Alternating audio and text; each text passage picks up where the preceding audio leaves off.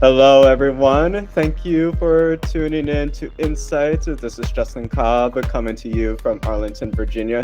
And today I have a very lovely guest who was introduced to me via Anna Lind. Shout out to Anna. Thank you for the work that you are doing. It is so necessary. But let me go ahead and introduce you all to Rashid. Rashid, they are doing this amazing work in critical design and social innovation.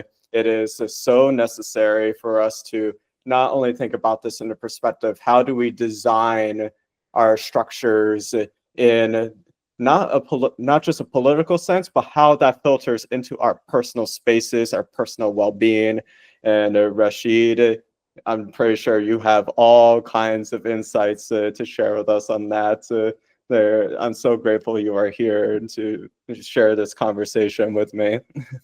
Oh, it's really a pleasure and an honor. I'm happy to do it. And hopefully I have some insightful things to say. I have a habit of just word coming out of my mouth and not knowing what I've said. So I'm really thrilled to see what the result of this interview is going to be. Let's do it then. And I always love anyone who's following the format of these conversations so far. I always love to go into origins. Tell me more about Rashid, because you're in Germany now, but you and I spoke about this before, but audiences, Rashid's journey did not start in Germany. So let's take it back, shall we? Tell me more about what was a young Rashid experiencing and witnessing when he was they were growing up. Yeah, so super good question that could take up like the entire interview. But I am Nigerian American. My father came over to the US to study in the late 70s, early 80s, met my mother and sort of got sidetracked, I guess. His family was providing him with resources so that he could make a living as a student. And once he had a child with a woman who did not fit their expectations for him, they sort of severed that relationship. And so I feel like that in a lot of ways traumatized him and led to some unhealthy behaviors in his life, which then took him out of my life at 3, like very early. And so my mom ended up in some pretty difficult times, and I was right there alongside her. And so my early childhood, like very young, very early, I was, I think, a happy child. But as I sort of started to develop consciousness and awareness and like a sense of positionality and situatedness, I started to also become a bit traumatized and troubled by the context that I was in, by I guess let's just call it what it is, like poverty and racism. And also very early, like maybe even like 6, I was aware of my own queer identity. And so I knew already at that age that that was something that I should hide and or be ashamed of. And so in a lot of ways that shaped a lot of my persona and personality. And more recently, finding out that I was living through all of this with neurodiversity, that was undiagnosed, untreated, and unrecognized, has me now in hindsight reflecting on how challenging that really was, and how I spent a lot of my life fighting battles, which I mean has become sort of a superpower in my work as an advocate for social, environmental, and economic justice. But living your life as though it's war and struggle and a fight and a battle is not what I would recommend or wish for others. I keep telling people all the time that it is not our categories, it is not our labels, it is not our titles, it is our choices and responses to the situations that we have been dealt with, and what we ourselves go through, whether it's internally or externally.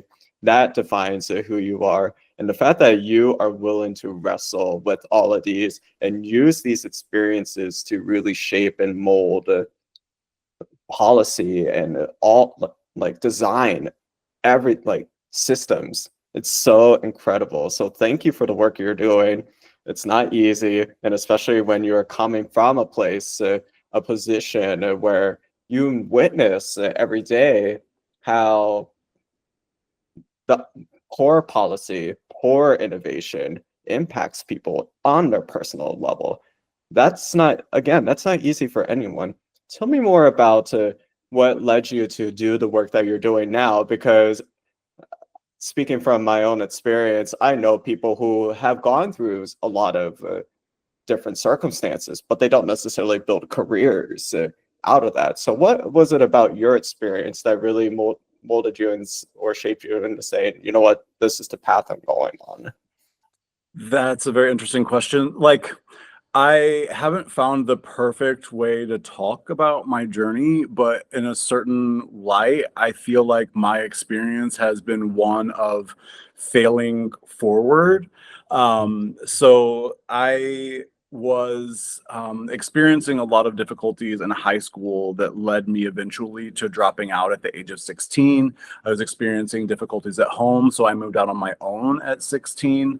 And one of my first, actually my first job, I was hired to do telemarketing in Indianapolis, Indiana, after moving to Indiana at the age of 13 from St. Louis, Missouri.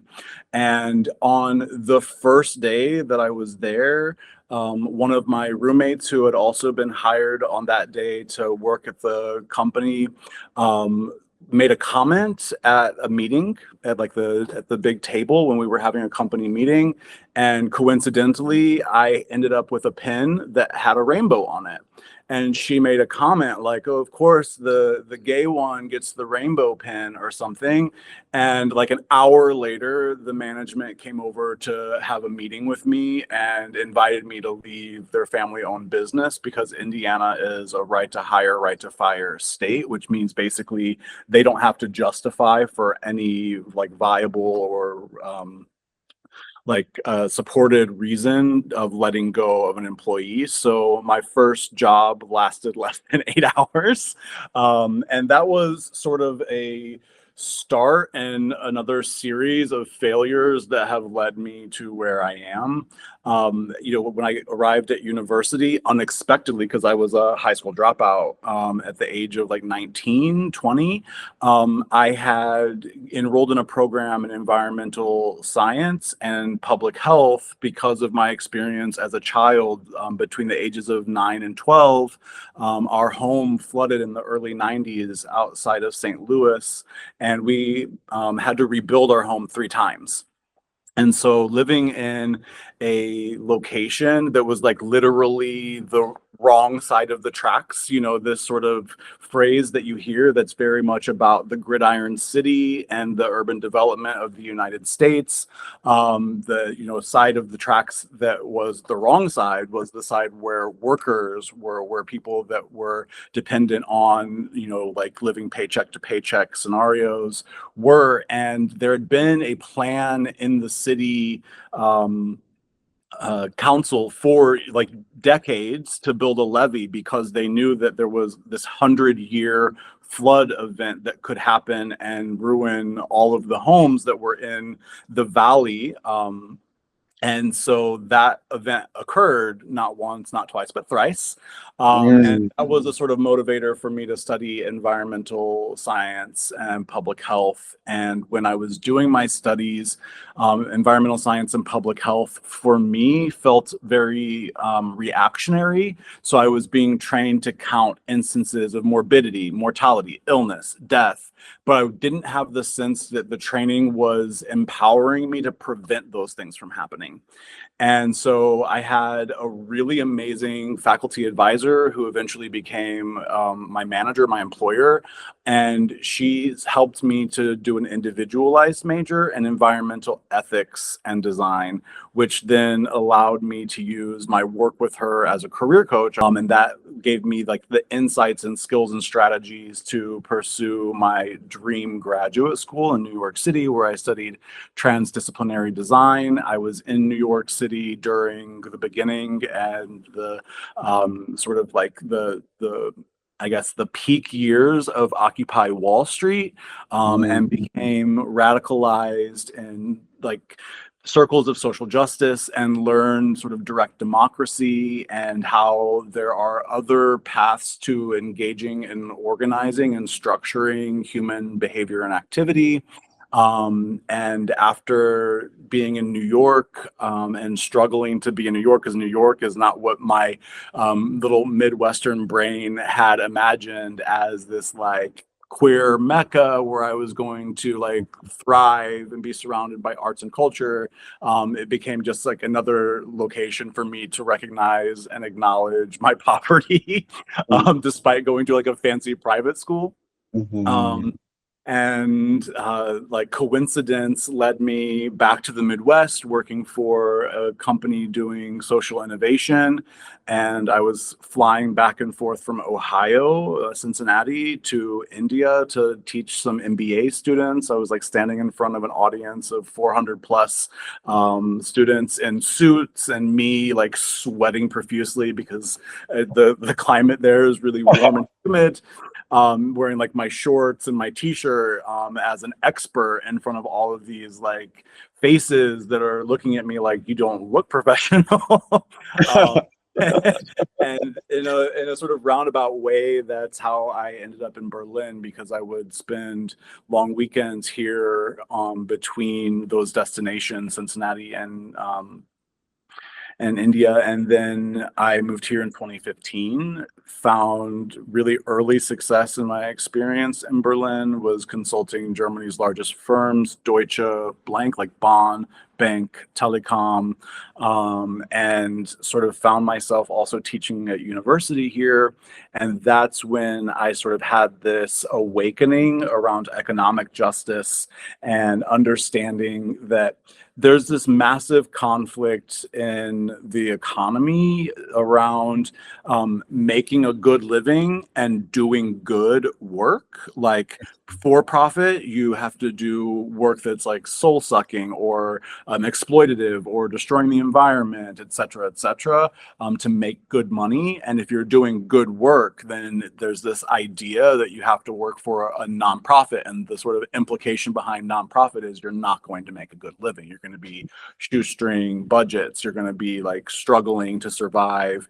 And then also the sort of nonprofit industrial complex lends itself to mission drift, where you're fighting with other organizations that you could be otherwise collaborating with for the same pots of money. And then you end up spending more than half of the time that you would otherwise spend on pursuing mission, doing reporting and making sure that the funders are like happy with the reports that you've done and that you're evidencing that you're having the impact that they expect you to have, and not really being able to fully adhere to your mission and provide the services that your community needs in an emergent way, because we don't have funding for that. And I've seen many people in the nonprofit industry sort of either having to break the rules to be good people and like support their community in ways that they're not really allowed to, or like getting burnt out or losing their jobs because funding dries up and they don't have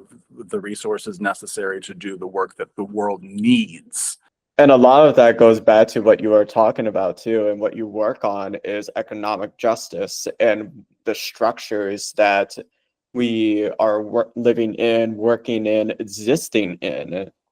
They have been built this way by people in the past who they did not include diverse voices. So already we have a disenfranchisement happening across the globe.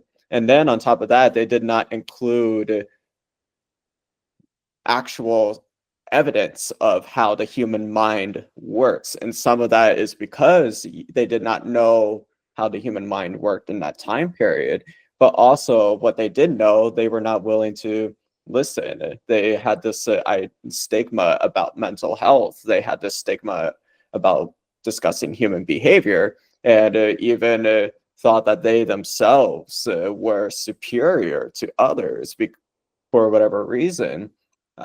I keep thinking about too how economic justice is in a lot of ways centered around this idea that you need a particular a structure, whether it be capitalism, communism, But meanwhile, there were people who had all these economic structures and they were successful in the past before capitalism and communism and all these other ideologies came around.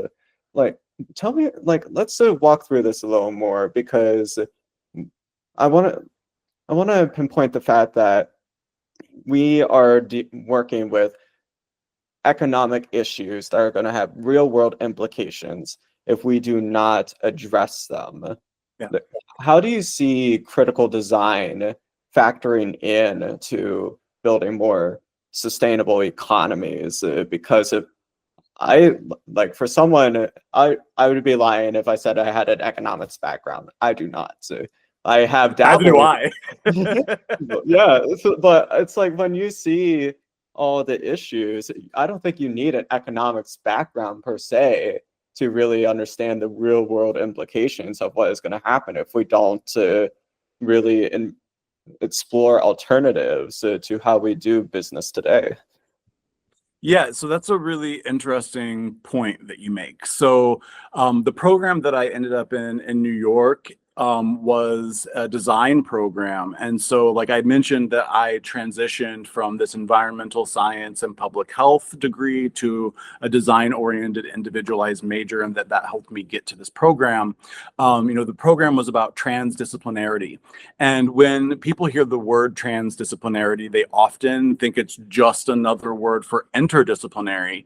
And more recently, I've actually been trying to speak out about this and do some authorship around the topic, where I identify the realm of transdisciplinarity as being post-discipline and even anti-discipline. And so the sort of realization that you had, or the comment that you made of like, I'm not an economist, but I see that things need to change. The role of design in these problems for me is first sort of creating the individual acknowledgement that the world that we live in is designed, it is structured, and that as a species, as an animal, we all have the capacity for design. And so a lot of like our education is about taking away our creativity and putting us into an industrialized model of driving processes and procedures that are predefined and not of our own free will. So self-determination has sort of become one of the elements of what's beautiful about the human experience that gets stripped away and diluted through education and sort of disciplines and disciplinarity and the institutes of academia. And one of the things that has been like a massive insight for me is like recently in like 2023, 2024, we've seen a movement for workers' rights. We've seen unions striking and having wins, and a era where there's almost a blind faith in corporations that are going to solve all of humanity's problems, when in actuality, the solutions to our problems are multivariate. So this drive that capitalism has, that the corporate world has, about every solution having to be scalable, having to be profitable, and this story and narrative that we like thrust upon young creative people who want to be entrepreneurial, who want to solve social and ecological problems, it really does a massive disservice to our development on a global scale, because what ends up happening is that people with situated knowledge, like value of experience that cannot be translated easily into academia, they get bullied into conforming to basically this process of making the wealthy wealthier. Like your investors have to get more money in this amount of time, otherwise it's not a viable solution that you're pursuing. Or that you get drawn into the world of nonprofits, where again, this like same problems that I mentioned earlier emerge, and you end up with mission drift, and you end up with people burning out, and this dependency on charitable donations, again, from the wealthy. And so we end up just sort of in this cyclical trap of pursuing our like our race to the bottom, so to speak, where like instead of truly providing space for progress and the development of novel solutions, we end up trying to just replicate the same organizational models and structures.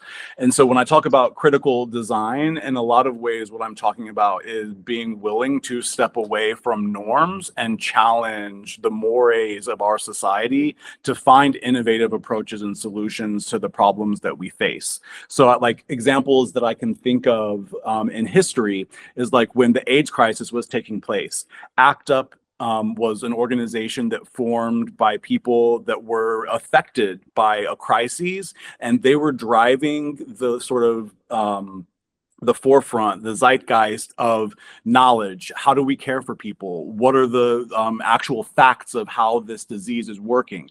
How can community engage in pushing for transformation and change? And our generation is lucky that we benefit from the activism and the self-organized knowledge and training and development that came out of that time. And more recently, another example that I like to point to is Mondragon. It's an organization in Spain and Basque Country that has used an old-timey concept to compete in the modern economic world. So they're a system of cooperatives that share ownership, that share power, and create livelihoods that have longevity for people in that region. Because once you're part of a cooperative, you aren't just an employee, you're an employee owner. And so the relationship that people have to the organization for which they provide their labor, where they spend their time, where their creativity goes, is a very different relationship from one to employer and employee, where basically you're disposable and it's only about finite games, where you have a contract for 2 years. And so at the end of that 2 years, if you haven't achieved the goals that we set for you, then bye. You have a very different, like, infinite game where people are in longitudinal relationship to each other, to organization, to place, to industry, to sector. And that, I think, is the sort of innovation that we need to be creating on an institutional and systemic scale, so that our relationships can become healthier, can become environmentally oriented, can have social impact at their core, so that doing good work is also a way to earn a good living. I love that. Good work earns a living. Lord knows that we could all use some of that in our lives at this point. When I was listening to your response, I kept thinking about how you have evidence of different smaller co-ops, whether they're in the United States or in other parts of the globe. But there is one, they're not very well known. And then on You top think of that's an accident? not really, but yeah, but there. Oh, It's a conspiracy. The ops are everywhere. oh goodness, the Lord help us. But I keep thinking about how we talk about we talk about climate, we talk about the economy, we talk about people, and how we're all going to be impacted by this crisis that generations have created before us. And I actually feel bad for a lot of the older folks, our elders who are getting ready to pass on too, because they're literally leaving the world, and everyone strives to some extent, unless you're just this horrible monster. We're trying to leave the world a better place for the next generation. But this is probably one of, like, I don't want to sugarcoat it for audiences listening, but our elders are literally leaving this world, and they're going to leave this world like not even all entirely their fault, but it is going to be worse than how they left it. Like, where do you see a lot of critical design coming in to really help address a lot of the concerns that we're experiencing in today's world? Like, tell me more about that. So the first one is in policy design, and how co-design is now being explored, particularly in the EU. Across the EU, there's a program called Co-Design for Transition, or Transformation, ADHD. The second is in organizational design and the workers' movement. And then the third is actually like based on research that has happened recently on like an EU policy paper where they're talking about the drivers of sustainability, of socio-ecological sustainability, that cooperatives are going to be a fundamental engine for creating that kind of sustainable future that we can benefit from, that we need to see taking form to basically not become extinct on this planet.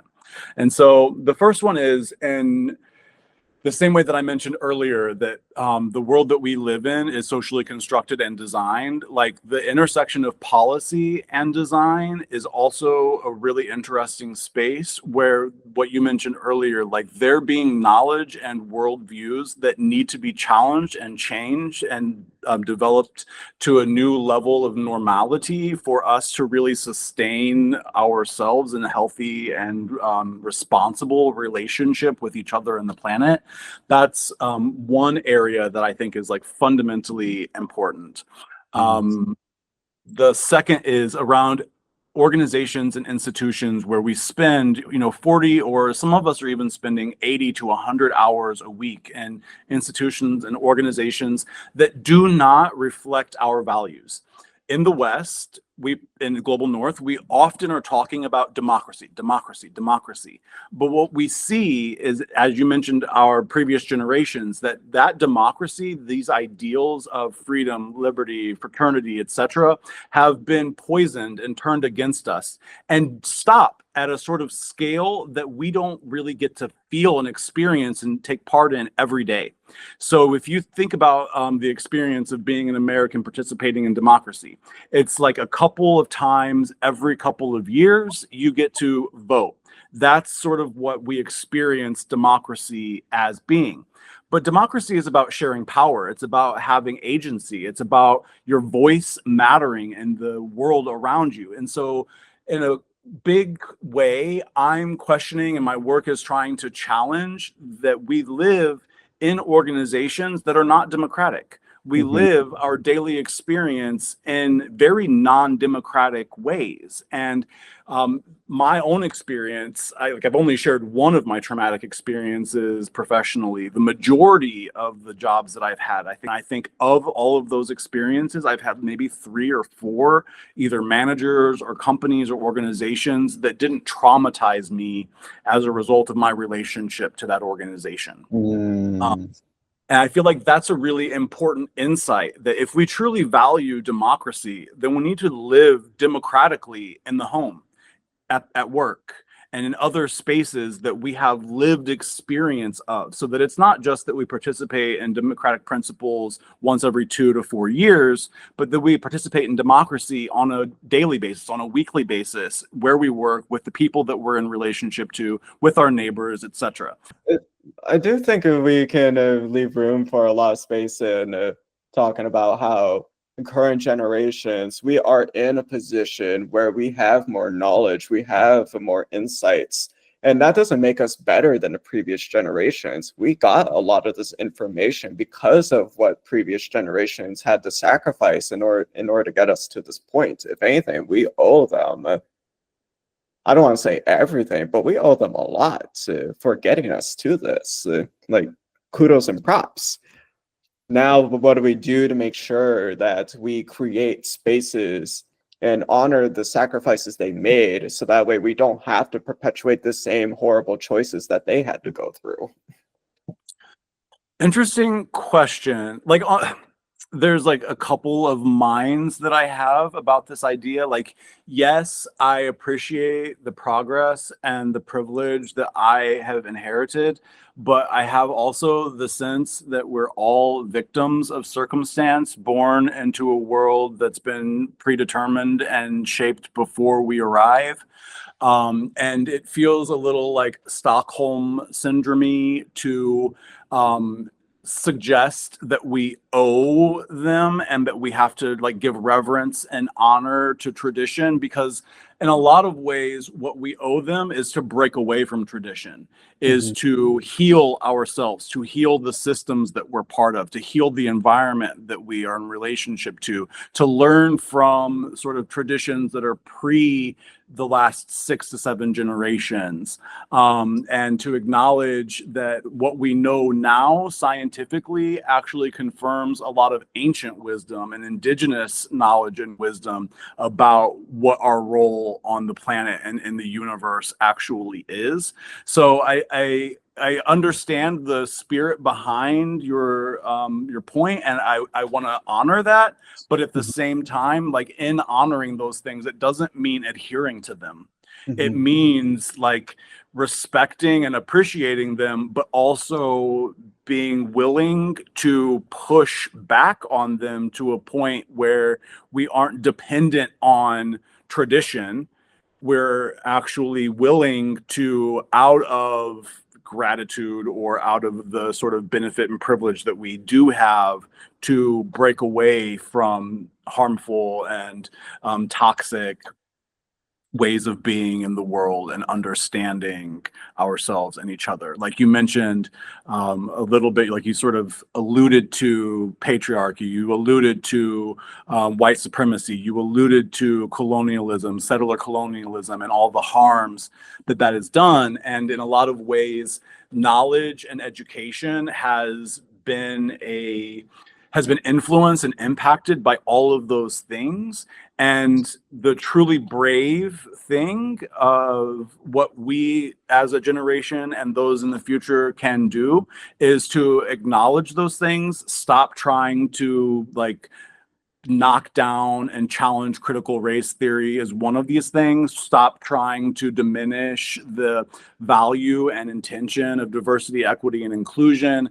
Like, these things are progress, and progress is not always bad. And oftentimes change can be scary, but beneficial for even you. Like when we talk about affirmative action, yes, has benefited people that are not white, but the biggest benefactors of affirmative action in the United States have been white women. And so we have to acknowledge that change might be uncomfortable, it might be unfamiliar, but that it's going to benefit all of us when we set a new standard and a new set of norms.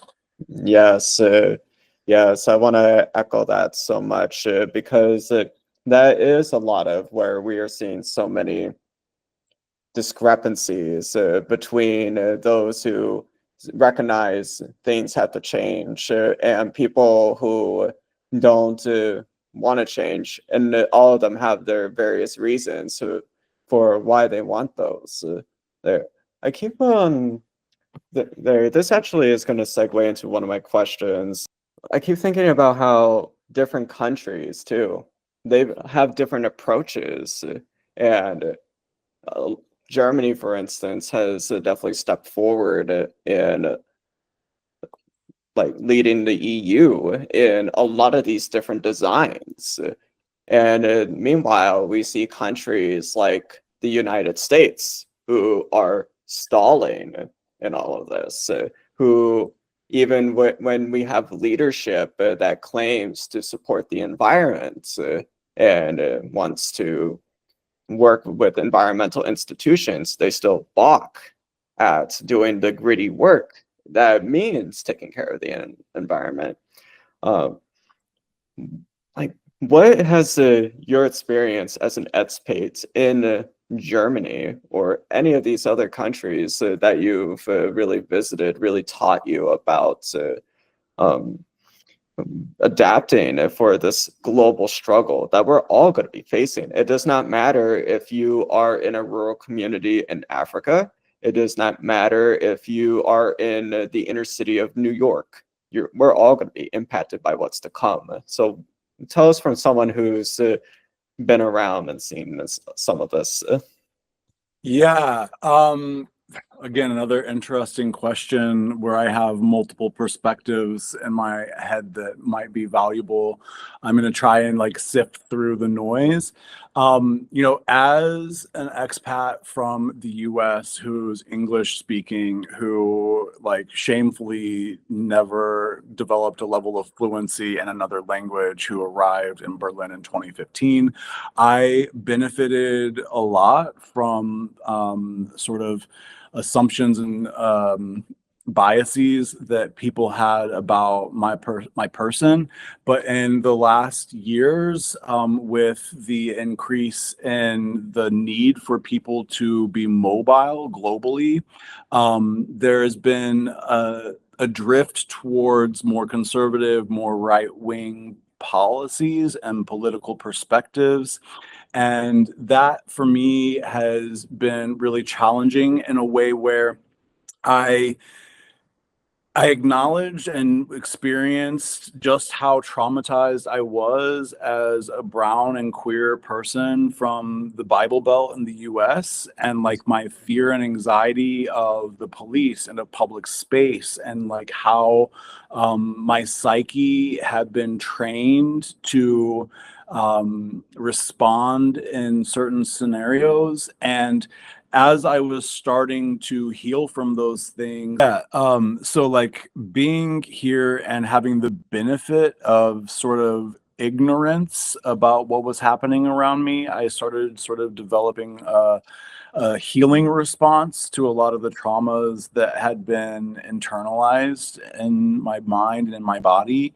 But then as I started to increase my capacity with the German language, I started to hear like the passive things that were ignorant or harmful or hateful that people were saying in public spaces. And so it's been sort of a fluctuating experience for me. And also, the economy shifting from 2015 to now has also put a strain on the availability of like English speaking jobs. There have been also a lot of people moving from different places that are also equally or more qualified and experienced to take those roles. So there's a lot of competition that's taking place in pursuing a living here locally. And so one of the things that I think is a big lesson is for myself to acknowledge that there's no perfect place, that every place comes with its own struggles and conflicts, and that, if that I realized that as I was running from problems, in a big way, I was bringing them with me. Like the Mhm. problems weren't only external, but as a species, we internalize external problems. I loved what you just said as well too, is because that's it's that old wisdom that I often hear a lot of people mention is you can't run away from your problems. Because your problems are not just external, it's internal. It could be how you respond to situations. It can be in how you navigate the world around you. And especially if you come at this from a perspective of where it is only my needs, it's only my wants, it's only my desires that are important to everyone else, who cares? Or in a lot of ways, a lot of people think that if you go to another place, that you're not going to witness and experience that same level in another setting. But that's not true. Even if you aren't the one that experiences that level of degradation, there's still each place has its own history. It has its own socio-political circumstances. Like that they are wrestling with. And unfortunately, I mean, I love to bring up Isabel Wilkerson's caste, but all human societies have struggled with the concept of a caste. It is not innate to white people. It is not innate to the people of India. It is not like people, even people in different African countries, people in different Latin American countries, like that, this presence, this idea that you have people who, because you relegate them to this tier, that they are lesser than or don't have the same value. That is a very human struggle that anyone, regardless of where you're at in the world, if you take the time to really understand what a caste is, that really changes not only your perspective of how the world works, but in this current time, but also how we've been dealing with this since time immemorial. And we have to be willing to name the elephant, name it for what it is. And yes, when you give it a name, you do give it a sense of power, but naming it allows you to understand, pick that apart, to really get a sense of how can you approach this obstacle that is not only harming you, but also harming the people around you. Like, I love that so much. Thank you for bringing that up, Rashid. Yeah, of course. Yeah, one of the things I keep thinking about too is it's speaking of caste and speaking of relegations of certain things, allyship. Let's bring it up for a moment, shall we? Because I know this is going to be a controversial topic for some folks, but hey, it needs to be discussed. There are a lot of people out there. I like to distinguish between like, I was having a conversation with someone the other day, and I don't know if this was the most accurate way of phrasing it, but I've been rethinking a lot of how there's good intentions and right intentions. And what I mean by that is there are people who come in with this idea that they are there to save people, that they are there to like be a difference. And don't get me wrong, like you, when you're providing a level of service for others, there is that element of uplift. But we also, the reason why I'm bringing up the need for right intention is that we need to address, okay, how are our efforts in providing services or in collaborating with folks? How are we actually causing more harm to people? Because when you look at a lot of the older models for development, we see a lot of the disconnect that people are experiencing. What happened to indigenous peoples, like all over the globe, was that was done in the name of development. We were going to make them in our image. What we have done to Africa and the indigenous peoples in Africa, that was us developing. And now we have so many crises that are happening, and a lot of it comes from this idea that, and I would argue, we did not understand ourselves. How are we to really go in and tell other people how they should live? But what are your thoughts on allyship and what we can do to really understand how we could be better allies for each other in this? Yeah. So there's a couple of things again coming to mind. One of the things, like you mentioned, around this like phenomenon of othering, and I think sort of reversing the polarity on concepts of othering from because someone or something is other, it's lesser, and identifying ways that that can actually be either better than or equal to is fundamental for allyship. And you talked a bit about like this idea of empowerment and how that has actually become a force of colonialism.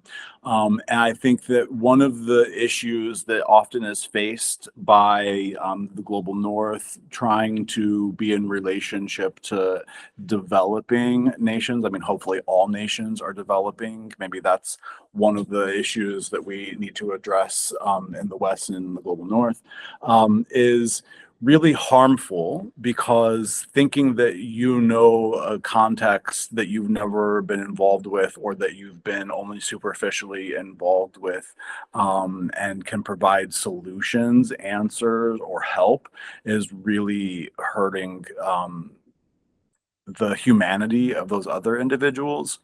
And so one of the concepts that I've been diving into and exploring in my research and my work is this concept of pluriversality.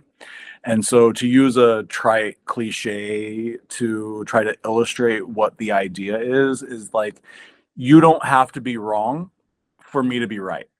Mhm. And so the idea here is that like multiple truths can be true and in conflict in the same space at the same time. Mhm. And understanding and acknowledging and accepting that is, I think, fundamental to allyship. That when you're truly an ally, you're not going into a space that's quote unquote not your own and trying to give answers and solutions, but really it's about holding space and allowing people that are of and from that space to come through their own processes of identifying solutions and resolutions to the challenges.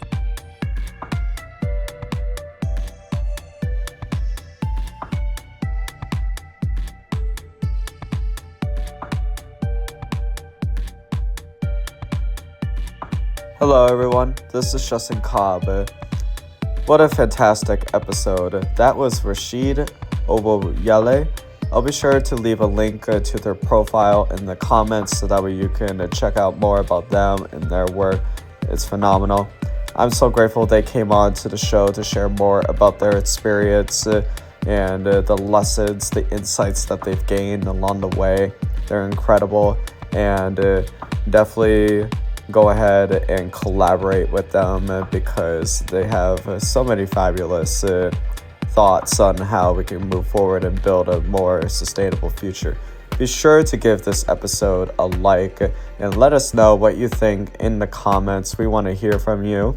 Don't forget to also subscribe so that way you don't miss out on any other episodes. Be sure to check us out on our other formats as well, including Medium and on Spotify. You'll find exclusive content on those channels that you won't find anywhere else. And be sure to stay tuned for more insight. There's plenty coming. Until then, be well.